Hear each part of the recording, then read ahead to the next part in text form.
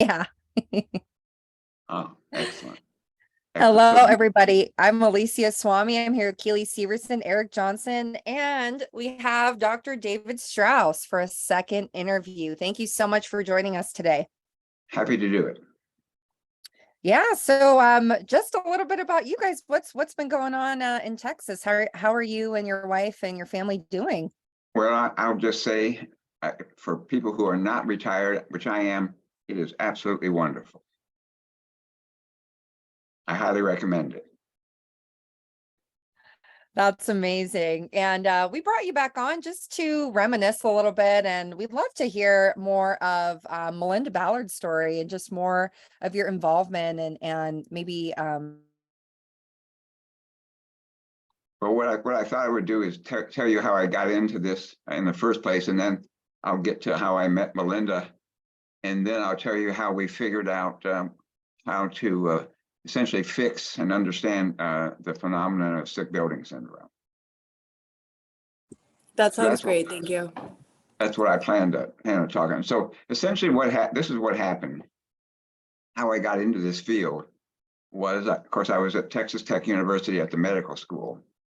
And what happened was there was a indoor air quality company at the time called QIC.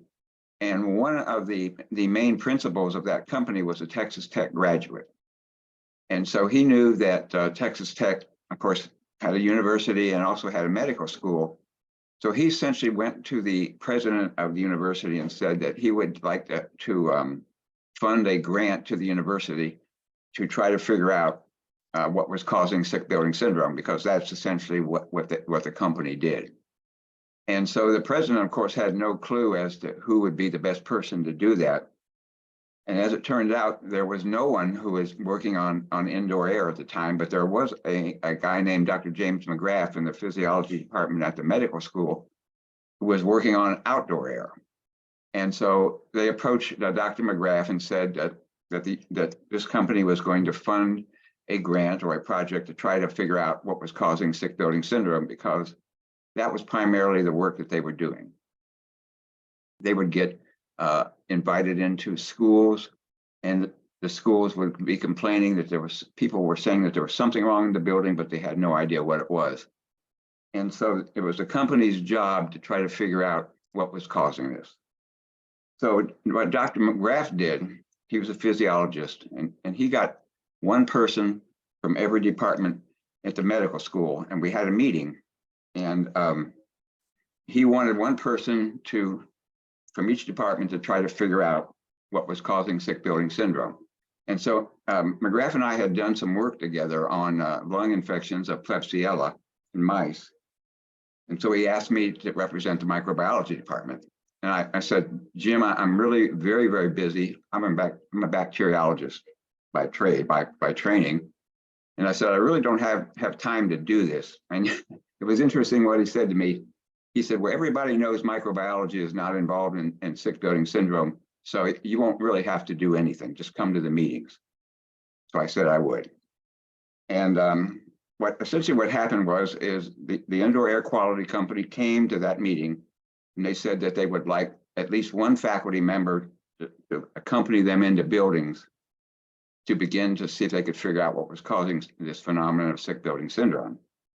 And so, of course, no one volunteered to do this. And because McGrath and I were good friends, I said, okay, Jim, I'll do it. I'll go to a building and see what I can see. So the first school that we walked into, of course, I began to see water damage, and I began to see mold growing. And I said to the indoor air quality company, I don't know if this is significant, but with all this water damage, there's a lot of mold growing in this building. And who knows, that could be a problem. So I began to take samples and took it back to the lab. And I was not a mycologist at this time. I was a bacteriologist, which is an entirely different field than mycology. So I began to take a look at these organisms under the microscope. And of course, I had to get a mycology book to begin to identify them. And what I found in the first building, I found a lot of penicillium growing and a lot of Stachybotrys growing. Of course, I really had no idea what these organisms were or why they were growing in the building. But I told the indoor air quality company, I would like to go with you to the next building. I think I found something interesting. I don't know what it means. So I began to go every time that they went to a building, I would go with them. And of course, I would find in these buildings that people were complaining, water damage, and of course, mold growth. And I began to find Stachybotrys and Penicillium being the two major organisms that I would find in these buildings. And what really became significant and what really put us on the map is because this company had so many buildings, we had 46 different buildings and that I went to, and I was able to collect samples, and I would almost invariably find Stachybotrys and Penicillium growing, and sometimes other organisms like Chitomium and Aspergillus. And because the indoor air quality company not only looked at these buildings, but they had the capability of fixing the problem in these buildings. And of course, that what they needed to do, of course, was to stop the water intrusion, figure out where the water intrusion was coming from, and then remove the water damaged materials where the mold was growing, and then go back and do the same type of questionnaire to the people who were complaining in the building in the first place.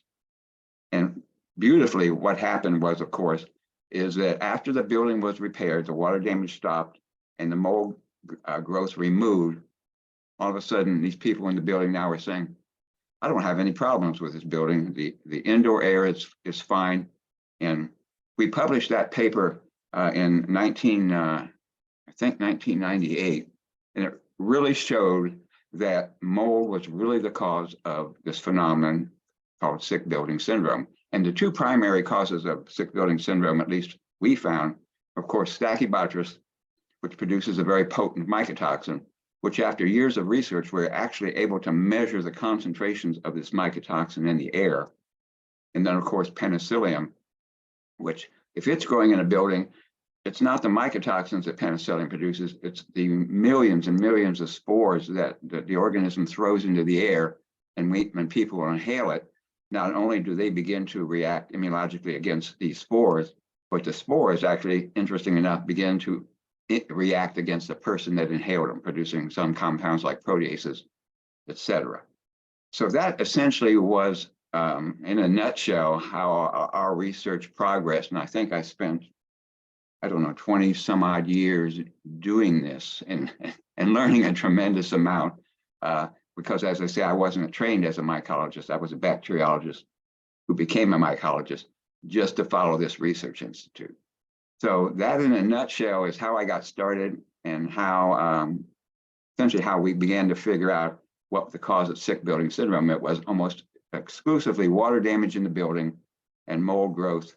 And the primary two organisms that we always found in these buildings, of course, was Stachybotrys and Penicillium. And I explained to you essentially how these began to cause problems in human beings. Now I'd be happy to, that in a nutshell is how I got started and essentially how, at the end of our research, and of course, we published a lot of papers along the way, but I'd be glad to answer any questions you guys might have about that. And then I'll tell you how I met Melinda Ballard. Are there any questions about any of that? Well, yeah, I do have a question. In the early days, when people were complaining about sick building syndrome, they were relying on their senses. They would take you right up to the colony and point at it. And the mold that kept showing up over and over was Stachybotrys. Even in spite of all the other species, you know, Penicillium, Aspergillus, which is pretty much everywhere, the Stachybotrys kept showing up over and over again. And this is what drew my attention to Stachybotrys, is it seemed to be a common denominator. And later, after testing was developed, people would say, well, we find the most Penicillium, the most Aspergillus, so that must be your problem. And their test methods, the way they found the most, whatever they found the most of, that got the blame rather than the Stachybotrys. So what's your feeling on the role of Stachybotrys as being more of a sickness inducer than Aspergillus and Penicillium? Well, I'll tell you, Eric, interesting enough, we did a lot of homes too. Not only did we do school buildings, but we did a lot of homes too. And I was thinking of one in particular It was a beautiful home. And the man who lived there just was complaining all the time. He just said, I feel lousy, sick all the time. And we went in there and we could not find mold anywhere, with indoor air samples. And the guy was complaining so much, to me, it sounded almost assuredly like it was a Stachybotrys problem, but we couldn't find it. We couldn't find the organism in the air, and we just couldn't find Stachy anywhere. So what we did was we figured out that what was going on with this guy's house was he had a water leak in his bedroom right behind where his bed was, right behind where his head was. So we bored into that area and found out, of course, there was a water leak there. And sure enough, Stachybotrys was growing behind where his head laid every night to sleep. And Stachybotrys was not actually getting out into the air because the spores were so large, they weren't getting into the air. But the mycotoxin, being as small as it is, was indeed getting into the air. And of course, he was inhaling it pretty much every time that he slept at night. So we, of course, stopped the water leak, removed the Stachybotrys growth behind his bed, and after that, he was fine. So that's an example of Stachybotrys being in a place where you can't find it, but the mycotoxins are present. And believe me, figuring out a way to measure the mycotoxin, which is incredibly small in the air, was something that took us years to be able to figure out how to do. Well, I just got to throw in the story that in 1998, when I used my perceptions to hone in on Stachybotrys, I was so alarmed at the way this was hidden. People just weren't finding it and blaming everything else, that I went to see Dr. Vincent Marinkovich. Yes. Mold. Yes. Yeah, down, because he was the big name at the time. And I told him about that. I said, this Stachybotrys seems to be an overwhelming thing that just sneaks up on you, hidden, almost impossible to find. And I told him that there have been times where people absolutely could not locate it by any means in the air, but that it was hidden behind walls. And he said he had just heard about a housing project in Sweden where everybody was sick. They couldn't find any signs of anything harmful in the air until they busted open the walls and found that the Stachybotrys was so tightly sealed that no fragments or spores were escaping, just the toxins, but that was enough to keep people ill. That's exactly, Eric, that's exactly what we found in numerous situations. And I'll just mention that Vincent, of course, unfortunately has passed away since then, but I did have him write a chapter in my book, and I was really pleased with what he was capable of doing. He was an extremely nice man, and I really miss him. Absolutely, and he was an associate professor at Stanford, and they just gave him such a hard time, and they have never recognized his contribution to the mold paradigm. And to be perfectly honest, I feel that Stanford owes him a huge apology. Yes, unfortunately, I did, believe it or not, I did 50, I was expert witness in 50 different mold cases, and the MDs were attacked, like Dr. Marinkovich, were attacked mercilessly. It was just horrible what they would do to them. Just essentially because the MDs really had a very hard time publishing any data in this area, because essentially what they were doing was treating sick people. And of course, we were able to publish many papers, many peer-reviewed papers, and we really never ever had a problem with anyone attacking our work, because I would essentially say, when I would get into one of those depositions and one of the MDs or one of the lawyers would attack me, I would just essentially say, here are my peer-reviewed papers, where are yours? And they, of course, didn't have any to show that indeed mold was not the problem. They didn't have any papers.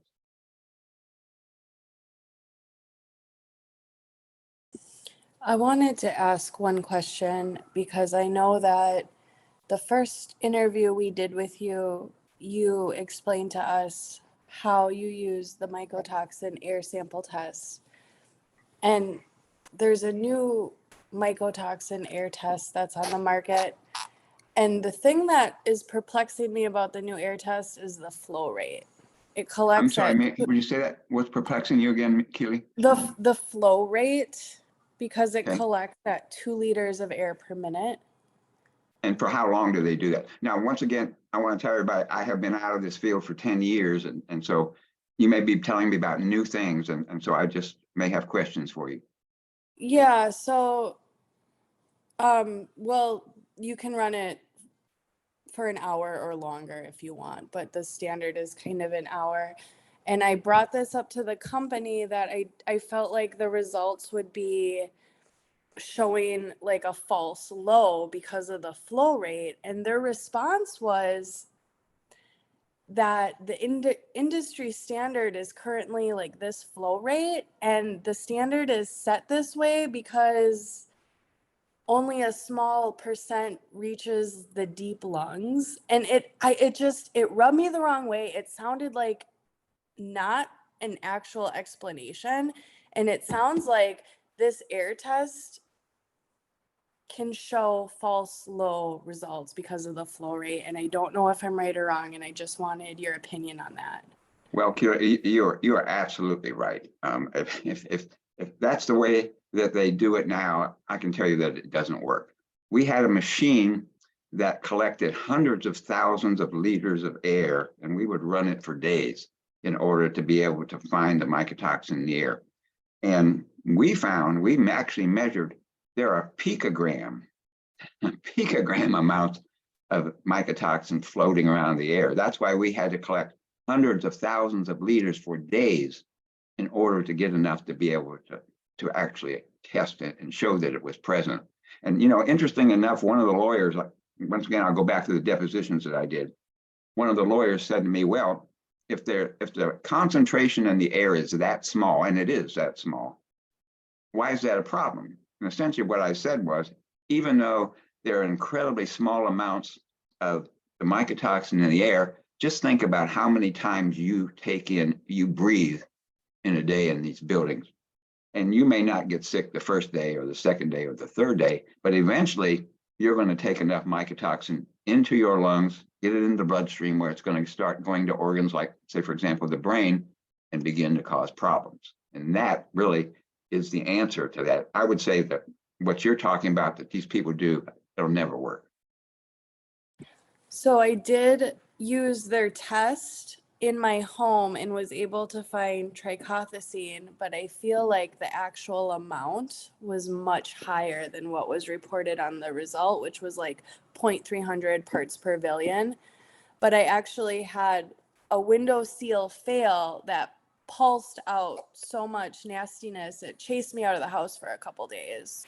So I'm not saying that that's proof that the result was actually higher. I just wanted your opinion based on the flow rate, if that could collect what's actually present, because it just did not make sense to me. Well, if that's the way they did the test and that detected trichothecenes, and I'm not saying it didn't, then there's a whole lot more in the air that you were breathing or in your building than they gave you an indication of. Because as I said, we had a machine that cost $250,000 that was capable of doing this. And the reason is that I could never afford a machine that could do that. But the reason the company gave us that machine to do the testing was exactly what you're talking about now, to be able to detect the trichothecenes in the air. And we had to collect hundreds of thousands of liters of air to get it down to a concentration. I'm talking about buildings, for example, I'll tell you about Melinda Ballard's house, where there was Stachybotrys everywhere. I mean, it was absolutely everywhere. And we then, as I say, we did test her house, and it took us this machine collecting hundreds of thousands of liters of air to be able to detect picogram amounts of the mycotoxin in the air. Do you have any opinion on why this might be called the industry standard, this low flow rate? It seems like they're making a standard to not find the full concentration, and that's very troubling to me. As I say, I've been out of this, haven't done any research, and haven't even followed the literature in 10 years. So why they would consider that the standard, I don't know. We published a way to do it where you could actually, because as I say, the amount in the air is so small.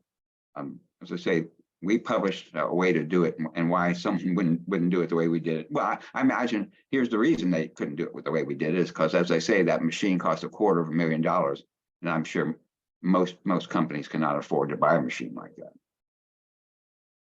Thank you, Dr. Straus. So we're looking forward to hearing your story about Melinda Ballard. All right, so here's what an interesting lady she was, and you guys know that unfortunately she also passed away. Unfortunately, this is what happened.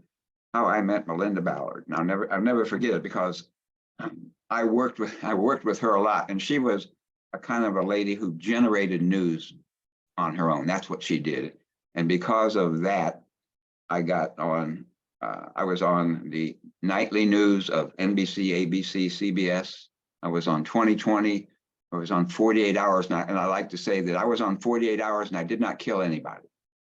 But that's the kind of reach that she had while she was alive. And this is the story of how I met Melinda Ballard. One of the majors in the company that I was telling you about, his name was Bill Holder, and he was not the guy who went to Texas Tech. He was the other principal owner of the company, QIC. And this was back maybe in 1988 or so. I'm sorry, 1998 or so. I really can't remember the year, but it was a long time ago, maybe even 2000. And he was flying on a flight, Southwest flight somewhere. And as luck would have it, he sat next to Melinda. And the entire time they were flying, she was coughing, and she was coughing up blood. And Mr. Holder is just an extremely nice man, and he was obviously very concerned about sitting next to a lady who was coughing up blood. Not a lot of blood, but enough to be concerning, not like a tuberculosis kind of blood. And he said, "Excuse me, ma'am," he said, "are you sick? Is there anything wrong with you?" And she said, "Everyone in my family feels terrible. I've been coughing continual. Every time I'm in that house, my husband, my child, we're all sick, and we have no idea why." And you know what he said to her? He said, "Excuse me, ma'am," he said, "have you had any water damage in your home?" And of course, the answer was yes. And so the next day, Mr. Holder and I and one of my graduate students were in Melinda Ballard's house. And if you can imagine it, she came from a very wealthy family. I think her father was a banker.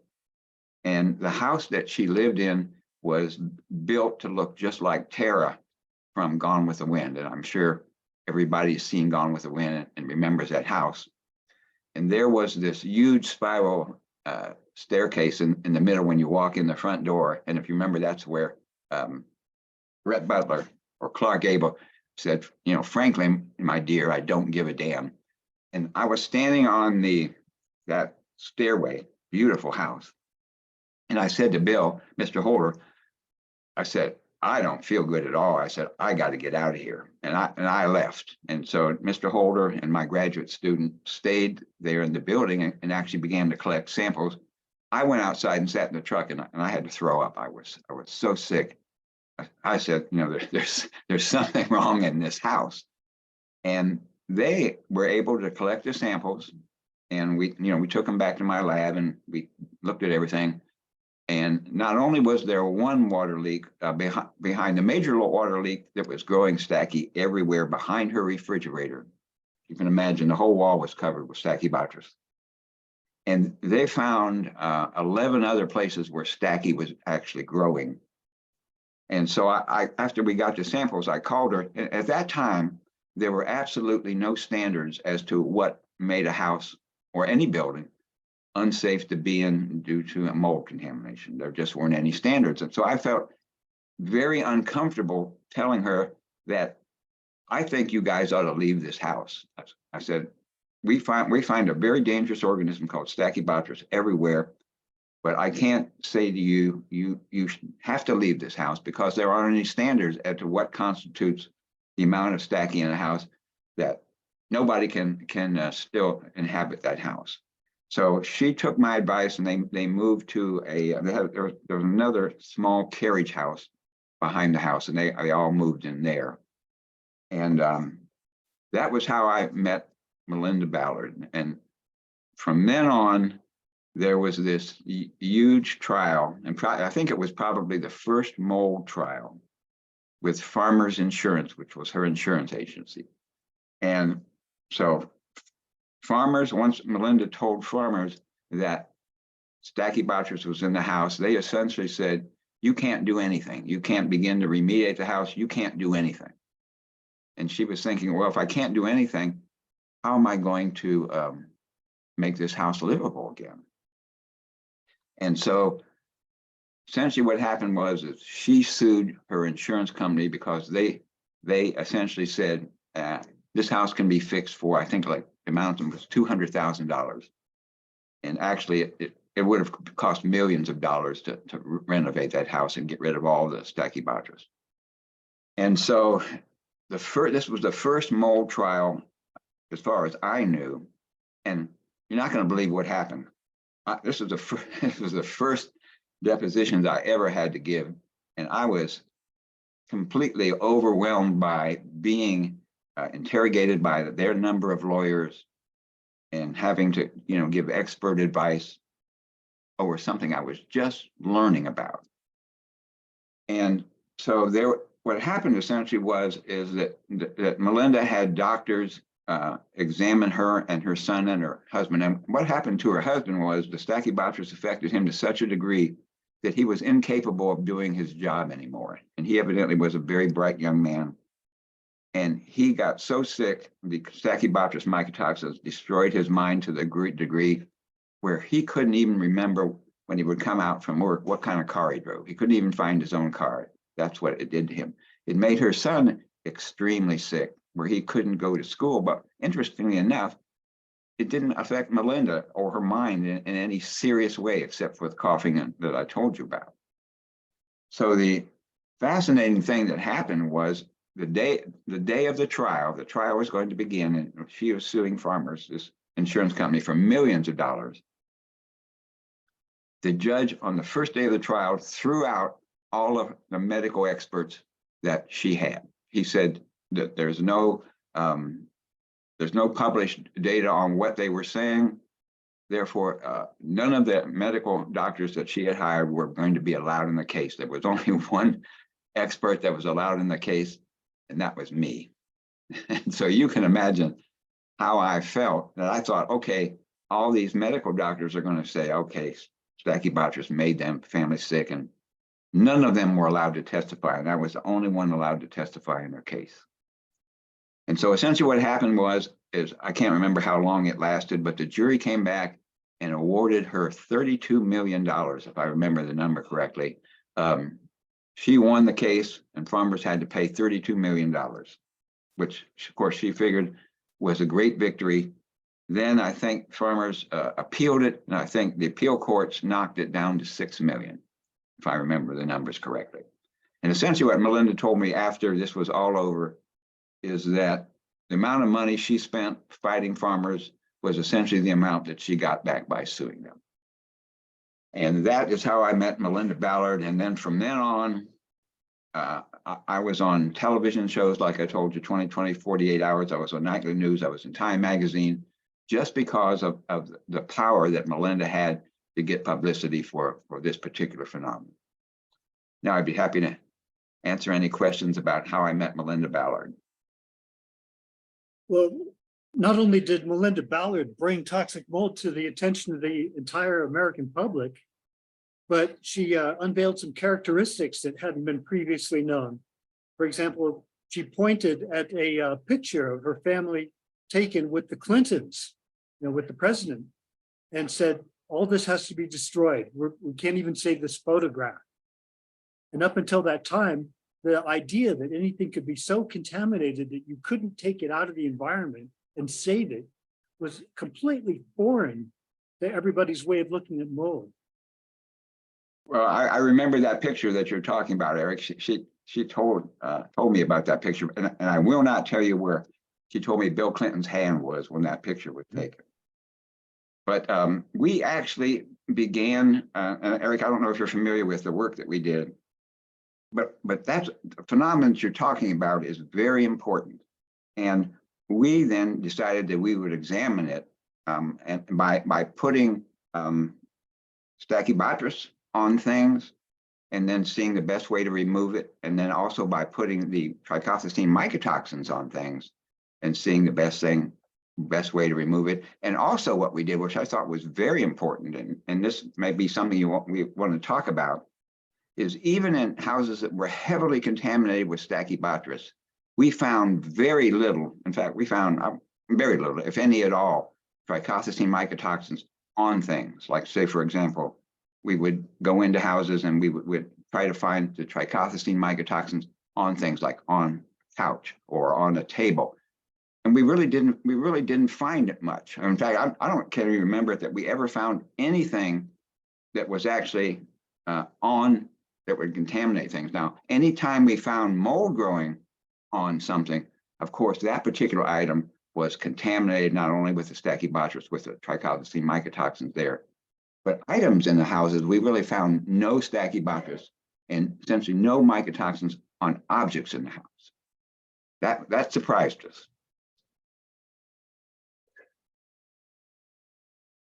Well, our anecdotal experience of carrying contaminated objects out of a Stachybotrys-ridden place and reacting to them, it was never supported by science.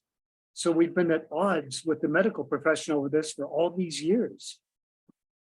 Well, I essentially told people, and of course, I would get phone calls, especially after the 48-hour show. I would get all kinds of phone calls from people asking questions. And one of the questions was, anything, like people would say, I have this wonderful china set that has been passed, for generations down through the family, and had Stachybotrys in the house. Do I have to throw that away? And I told them, absolutely not. All you need to do is wash, any hard object like that, just wash them off. And in reality, as I say, we found essentially no trichothecenes on objects in the house unless it had mold growing on it. And I told them, anything that you have that has mold growing on it, throw it away. But objects like, hard objects like chinaware or stuff, all you gotta do is wash it off and it'll be fine. But I will tell you, Eric, something that psychologically, people were afraid of things that were in their house that in reality were not dangerous, but psychologically, they just couldn't handle it. Well, that's something that I'd like to analyze, because in my view, there is still a toxic substance present and people find it using their perceptions. And it's my assertion that there's still something there and we really don't have the technology to detect it yet. And Eric, you could be absolutely right. See, the only thing that we were testing for was the mycotoxins. And you're absolutely right. There could have been something else there that was causing people problems. But since we didn't know what it was, obviously, if we don't know what it is, you can't test for it. And there could indeed, just like you said, be things there that we had no idea that were there, and obviously couldn't test for it. Yeah, that was a really important headline for me. I bought 20 copies of that Melinda Ballard USA Today newspaper, and I mailed it to all the top chronic fatigue syndrome researchers at the time. I hand delivered some of them, and I said, this is what I've been talking about. This is the phenomenon that happened at ground zero for chronic fatigue syndrome. And what science doesn't appreciate is the power of contamination.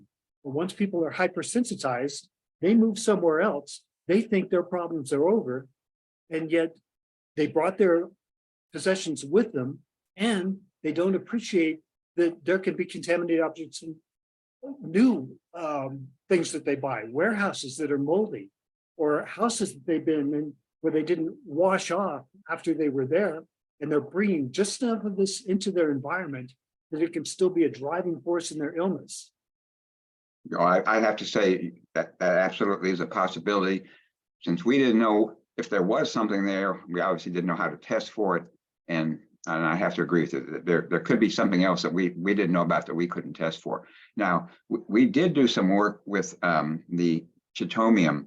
I can't even remember the name of it now. It's been so long. I've looked at those papers. But chitomium also produces a mycotoxin. And I just began to work with that just a few years before I retired. So there could have very well been. Yeah, I'll tell you what, one of the things we found, I have to tell you another interesting story on one of the trials that I was on. And this had to do with chitomium. And I went to look at a house that, once again, people had to leave. And we went in there and we did evaluations. And the major organism that we found was Chitomium. And one of the things that, Chitomium has the same water requirement as Stachy does. It requires a lot of water over a long period of time. We didn't find any Stachy in the house, but found Chitomium everywhere. And the fascinating thing about that house was I found dead cockroaches everywhere. That house was filled with dead cockroaches. And I said this during the trial, which of course we won over the insurance company. I said, I had never, ever seen anything like this before. And if the Chitomium mycotoxin is capable of killing cockroaches, which pretty much nothing else kills except for Raid spray or you stepping on them, I said, that house was really dangerous if the cockroaches in there died. And the jury, once they heard that, they awarded this family, I can't remember what it was, but anyway, the family won that particular case because of all the dead cockroaches in that house and the fact that Chitomium was growing there. And we had just begun to work with the mycotoxin that Chitomium produces, which is an entirely different mycotoxin than the one Stachy produces. Just I happened to think of that particular story. Yeah, when Dr. Shoemaker developed his HLA-DR genetic theories, I said, if people start going down the path of thinking this is a genetic problem, they're going to be completely misleading themselves because this stuff is just plain toxic. If it'll kill insects, kill rodents, make pets sick, which don't even have human leukocyte antigens, we can't waste our time looking at genetics on this. Well, and I'm glad you brought that up because I was thinking of something that we did in Melinda Ballard's house during that the judge would not allow us to show during her trial. But I told Melinda, she would say, well, how do I know that house is really dangerous? And I said, I have a perfect way to do it. But unfortunately, it's going to involve live mice. And so my suggestion was that she hire a young boy to put a cage with white mice in it. And he would go every day and feed and water them in the house, in Melinda's house. And then he would have a cage of white mice that he would put in his house. And the only difference between the way he fed and watered them was the location, Melinda Ballard's house and his house. And all of those white mice in Melinda Ballard's house died. And it was not pretty at all what they looked like when they died. And I told Melinda, this tells you how dangerous your house was. We were not allowed to present that evidence at trial, interestingly enough, but that gives you an idea of how dangerous her house was. It's absolutely stunning that the techniques for identification of the power of this toxic exposure is so simple as doing an experiment like you just described. And yet somehow we can't get our institutes, our doctors to even conceive of these simple measures. Well, I'll tell you, I taught medical students, but I taught them bacteriology, but I noticed that our mycologists never ever taught them about these organisms that are growing in houses, because I really think she didn't understand what these organisms growing in houses were capable of doing. But medical students, at least when I was teaching in medical school, they're taught absolutely nothing about Stachybotrys and this type of organism, which is really a shame, because if you think of how many buildings have water damage in them, and then these organisms grow, it's a shame that medical students really don't learn anything about this particular phenomenon. There are really very few MDs in this country that understand it. At least there were 10 years ago when I was working. In mold groups, people are saying that they're making such great progress because now everybody's aware of mold. And yet the mold experts are saying all molds are equal, all molds are the same, you have to avoid all molds. And they've actually detracted the attention from Chitomium and Stachybotrys.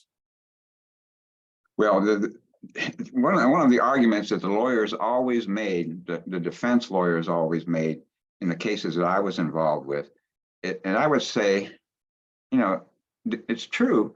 You can find mold spores anywhere. You can find them in the air. You can find them coating things. And so the defense lawyers would always say, well, then what's the big deal? If mold is everywhere and it's on everything, then, why is it a problem? And I would say it's really simple.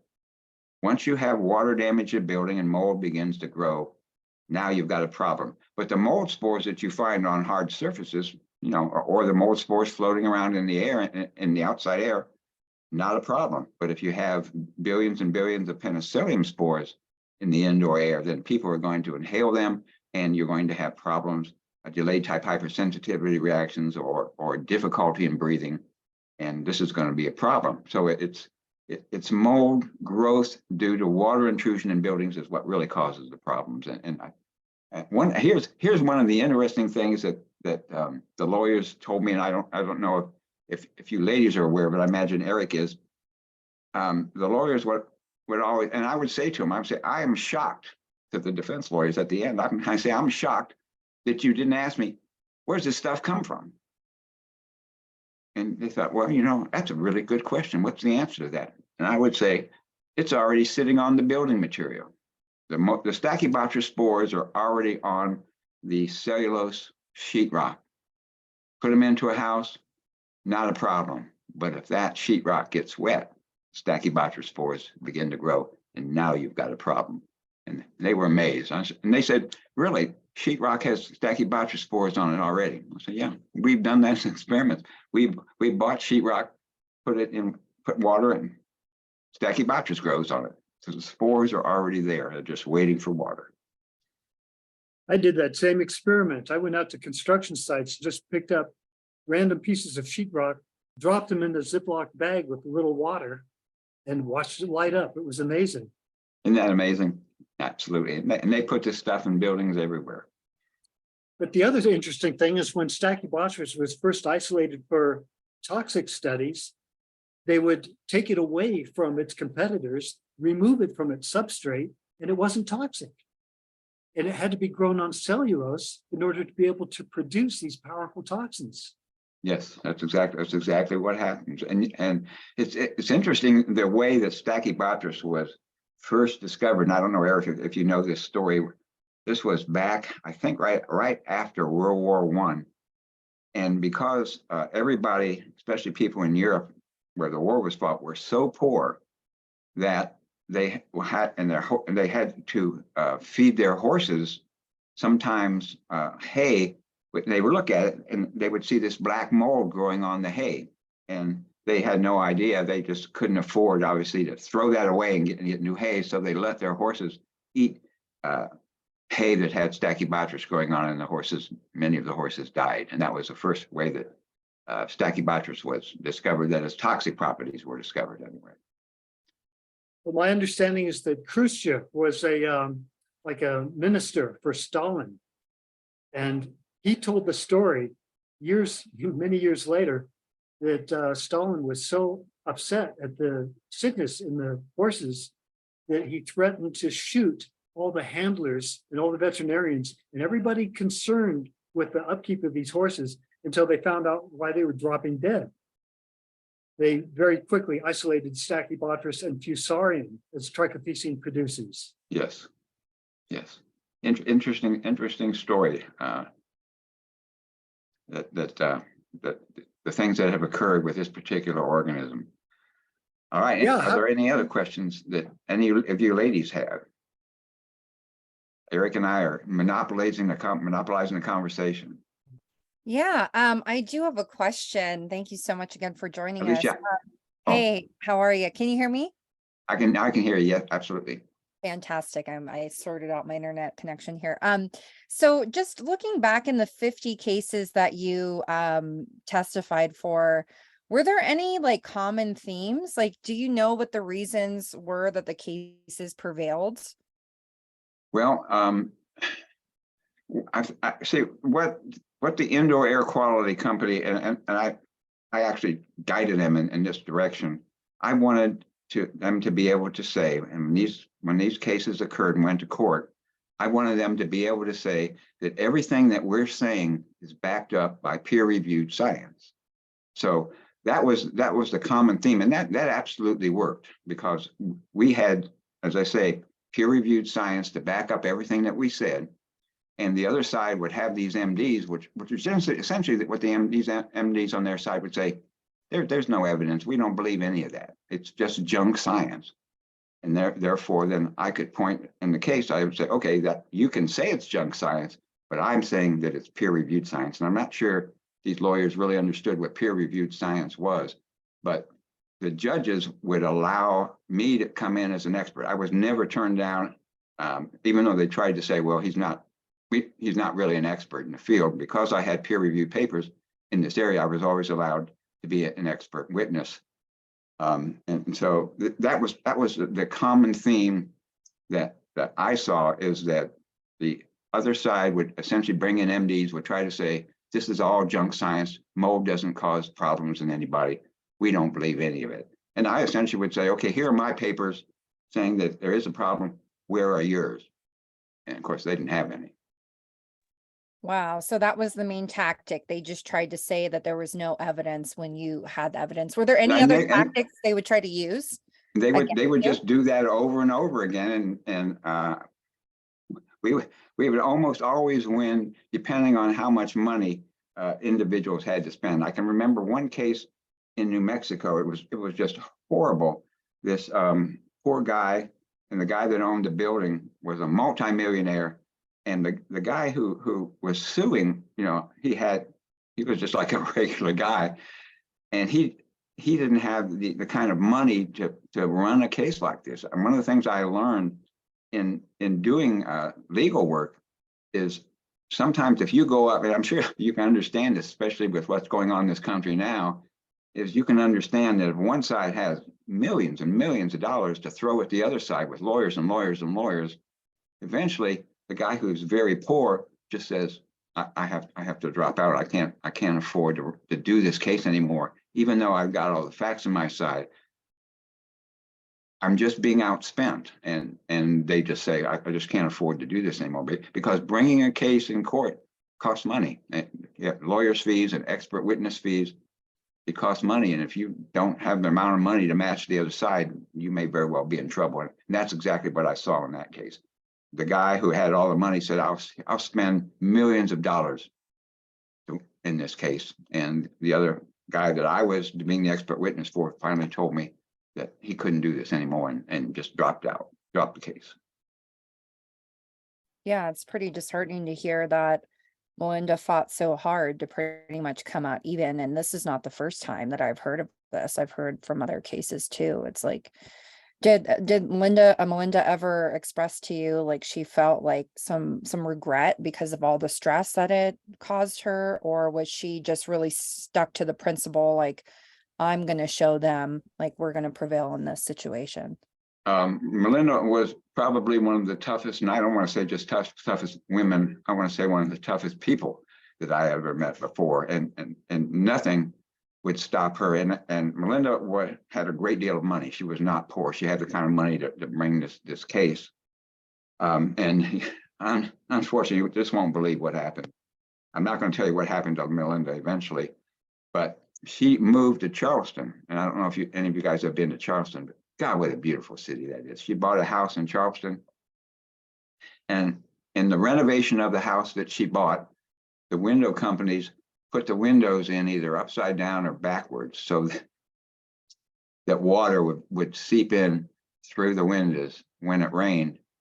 And I went to her house and began to take samples, because she said, I'm not feeling good again. And sure enough, she had Stachybotrys in this new house in Charleston again.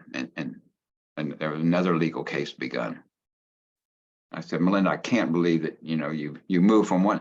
And, the house in Dripping Springs, Texas, they tore down. It was never salvaged. And she moved to it and bought a house in Charleston, which, when they installed the windows incorrectly, I said, Melinda, I can't believe it, but you've got Stachybotrys again. That is just disheartening to I'm hear. sorry, Alicia, I couldn't hear you. Oh, I was just saying that's so disheartening to hear that she went from one bad situation to another. And to be honest with you, this is actually a common theme that we learn with a lot of people that we deal with in our mold community. They go from one bad situation to another. That happened to me personally. And it's just like, it's hard to stay on top of this. And sometimes you wonder if the bad stuff just follows you. Of course, that's obviously not true. But it's just crazy to me that the Melinda case was so huge at its time, and this information was everywhere in all the newspapers. We've talked to another journalist, Arnold Mann, who I wrote a remember really Arnie, great yes, I book. met him. Yes. Yeah, he covered her information in his book, and then everything just went radio silent. It's like, Well, how did we go from this being so big to now I'll tell, nothing, and now I'll, it's like coming out again to be a big issue? I'll tell you how it went radio silent, is that insurance companies said, we're not covering mold anymore. If you have mold damage in your house, that's your problem. And they excluded paying for mold damage. That's essentially what happened here in Texas. I don't know about the rest of the country, but that's how they handled mold damage here. In fact, if you file a water intrusion claim, insurance company may very well drop you, because of course water intrusion leads to mold growth, and they don't And the cover it insurance anymore. companies also landed on any doctor who was stepping up to try to be a mold doctor at the time. Yeah, and once again, that's a situation where insurance companies will throw a lot of money at you and try to win the case that way. But Melinda, as I say, she had the money and she had the fortitude to take that case to trial and to win it. And so after that, she and I were always good friends. In fact, I don't know, did any of you guys see that thing on what is that? I can't think of the name of it now. Clinical, is it clinical? No. Darn, I wish I could think of the name of the television show that we did. It has to do with evidence. Did you guys ever see that show? I can't think of it. What is it called? The types of evidence that scientists use to win trials. What is that called? I'm blanking on it. Junk science. Anyway, never mind. I'll think of it later. Is it like the type of evidence? Yeah, it's the things that evidence that scientists study, and to convict people of crimes. I can't think of the name of the show. Forensic? Forensic Files. That's it. Did you guys ever see the Forensic Files story about Melinda Ballard's house? I saw a short clip on YouTube. Beg pardon? Yeah, absolutely. Yeah, you need to watch that. It's a fascinating. In fact, it's exactly how that case went. And it's only a half an hour long. They took that whole story and made it a half an hour long. And so it'll tell you exactly everything that happened in the Melinda Ballard case. Yeah, Forensic Files is the name of it. And it's on television, and it's called, can't remember the name of the show now. Oh, I know it's called Breaking the Mold. And it's a story about the Melinda Ballard case. And I'm in it, and some of my technicians and students are in it too. Awesome. We'll check that out. Beg pardon? We'll check that out. Yeah. I did have a question for you, since you're a retired microbiologist. There are some interesting historical cases that I wanted to bring to mind to see what you thought of. There's three that jump out of three families that have sued different oil companies, and they sued these oil companies stating that they caused mold growth in their home from like a nearby oil well that was in their neighborhood. What do you make of this? This is something new for me, where I'm like, how, and these families prevailed in their cases. Well, I think probably, and I'm not familiar with those cases at all, but something comes to mind about oil companies. And oil companies now do something called fracking. Or is that something you're familiar with? And fracking, they wind up driving tremendous amounts of water under very high pressure down into the well. That's the only way that I could think of that oil companies could cause problems in houses. It would be due to fracking, if they're putting this tremendous amount of water in there, and then somehow the water contamination gets in the houses. And of course, anytime you have water contamination in a house, you're going to have mold growth. That's the only explanation of that, at least that I can think of, and that may not be correct. I just don't know. Got it. Yeah, because it just was really strange to me how they could blame them for the mold in their home. So it probably makes more sense with the fracking. I was thinking maybe there's some sort of chemical thing where the oil or the petroleum is like a mold accelerant or something, makes mold grow stronger, harder, faster. I don't know. These are my thoughts. The only thing I could think of would be fracking and somehow driving the water deep into these wells and somehow gets into these people's houses. That's the only explanation I can think of. And as I say, I don't know if that's correct or not. Wow, very interesting. Thank you for your opinion. I have no more questions. If Keely and Eric have some final questions for you. No, this has been terrific. A great trip through the history of mold avoidance or mold illness, and how we learned about mold avoidance from these contaminated objects, and how back in as far as the late 1990s, they still weren't aware of sick building syndrome, of mold being a specific cause for that.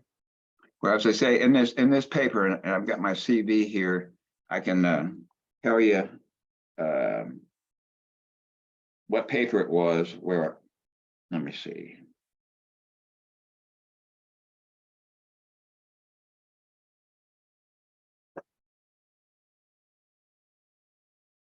So this is the paper that we published that, okay, I know where it is now, I found it. I think I sent you my CV, Alicia. And Yeah, I have it. Yeah, it's numbers. I remember it's number 74. And it's called Correlation Between the Prevalence of Certain Fungi and Sick Building Syndrome. And in that paper, that's the paper in which we showed, and of course, people, we had 46 buildings, and that's why we had such good statistical data, is people in these 46 buildings all had health complaints about the buildings, and all the buildings had water damage, and all the buildings had either Stachybotrys or penicillium or both growing there. And once we went in and corrected buildings, essentially what that involved is stopping the water intrusion and removing any mold contaminated building material and replacing it with clean building material, then the people no longer had health complaints. And that is the way in which we showed that mold was really what was responsible for the phenomenon known as sick building syndrome, because we could take a building that was sick, and of course, buildings don't get sick, people get sick, but we could take a building that had people that had health complaints and clean it up, and now that people no longer had the health complaints. And that's how we showed what mold was the primary causes of sick building syndrome. Well, if I could just throw in a little bit of chronic fatigue syndrome history, the researchers at the time in 1985 considered sick building syndrome as a contributor, but knew nothing about mold. So even when they were told about it, they couldn't make the connection that mold was any kind of a driving force. They said it was nothing but an allergy. And an abstract was done by Arthur Chester and Paul Levine, published in 1994, which collated the information about the early chronic fatigue syndrome clusters at Truckee High School, at a building in Washington, D.C., high school or a school down in Elk Grove near Sacramento, and speculated that these buildings, the sick building syndrome, was a significant contributor to what was becoming called chronic fatigue syndrome. And even though there's an abstract calling for research into these sick buildings to find out what it might be, not a single researcher has ever looked into it to find out what we found out about those buildings since then, which happens to be toxic mold. If you wouldn't mind, Eric, I want to tell you about, in fact, it's the last paper I ever published. Are you familiar with this paper? It was detection of mycotoxins in patients with chronic fatigue syndrome. Are you familiar with that paper? I'm sorry, I couldn't hear you. Okay, the last paper I ever published was called Detection of Mycotoxins in Patients with Chronic Fatigue Syndrome. And I can, Alicia's got my CV, she can give you the reference, but we indeed looked at exactly what you're talking about in 2013. And yes, we indeed found that patients with chronic fatigue syndrome, they all had trichosity, or they all had mycotoxins, various mycotoxins in their system. Now, I made sure in that paper not to say that mycotoxin production by fungi is the cause of chronic fatigue syndrome, but there was definitely a correlation between the presence of mycotoxins in the serum of these individuals. I think if we looked at the urine, in the urine of these people. So what we said in this paper was that there was a correlation between the presence of mycotoxins in people and chronic fatigue syndrome. So we did follow that, and we do have information on it. We published a paper on it. Well, I believe I mentioned this in our previous interview, that I had had contact with doctors Jack Thrasher and Joe Brewer in the years previous to that paper, and told them the story of toxic mold actually starting in chronic fatigue syndrome. So at the time they were working with you, they were already aware that toxic mold had been found in the original clusters that this syndrome was going to solve. Right, and I will say that the Dr. Thrasher has since passed away, but the reason that we were able to publish this work and do this paper is because Dr. Brewer he's an MD. He had access to all these chronic fatigue syndrome patients, and my being a PhD, I never had access to these patients before, and that's why I really wanted to get this paper published.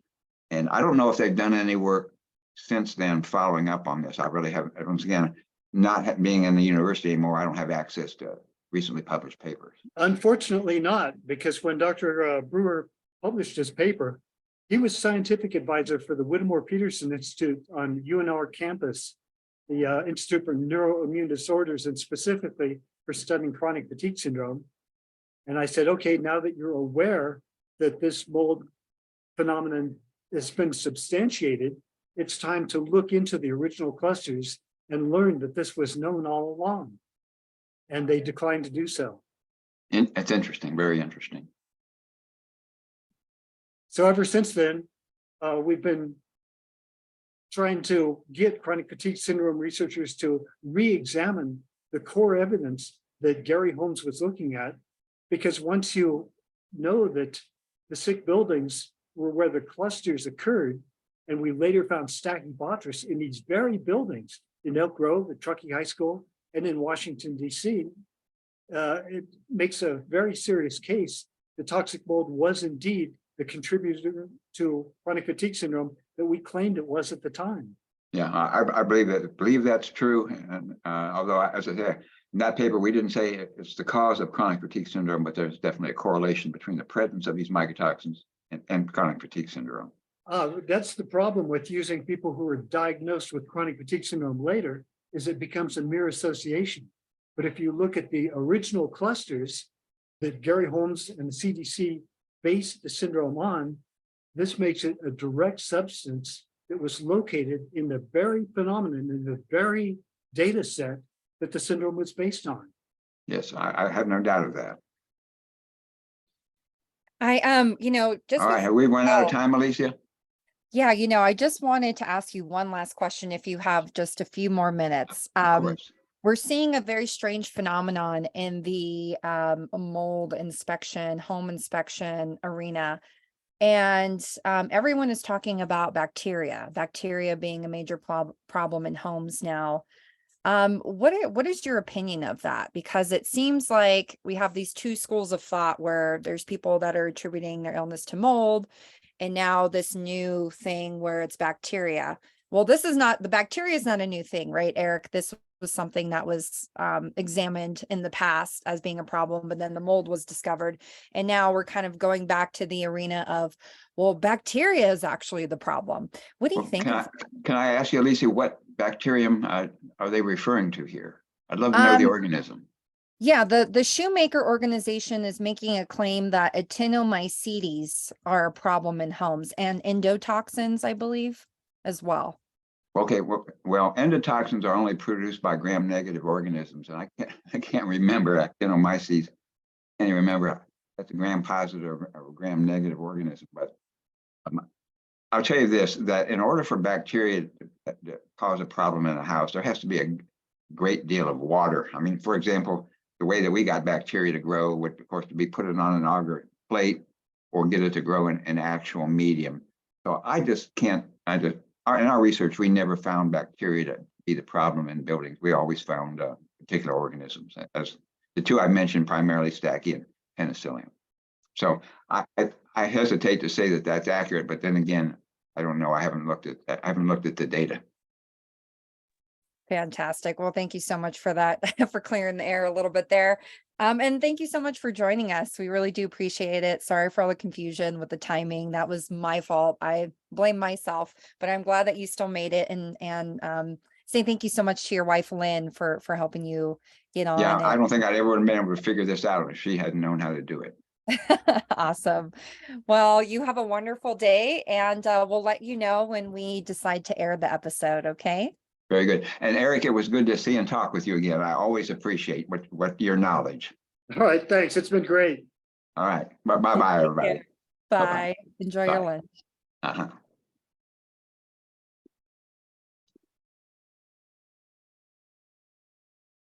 All right.